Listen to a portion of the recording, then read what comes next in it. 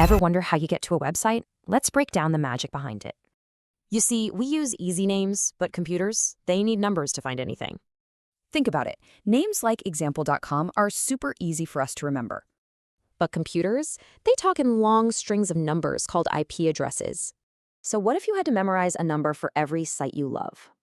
Yikes. Yeah, that would be a total nightmare. That's exactly the problem DNS solves.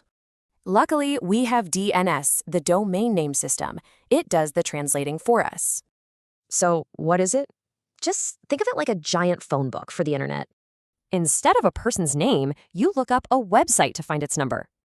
So here's the play-by-play. First, you type in a website name. Instantly, DNS searches its huge directory to find the matching IP address. Once it finds it, boom, it sends that number right back to your browser. And just like that, your browser connects and you're on the website. And get this, the whole thing happens in less than 1/10 of a second. It's this invisible speed that makes the web feel so smooth and instant. Basically, DNS does all the heavy lifting so our brains don't have to. So, without this silent translator, how could we even use the internet as we know it? If you learned something new in this video, hit that subscribe button. See you in the next bite.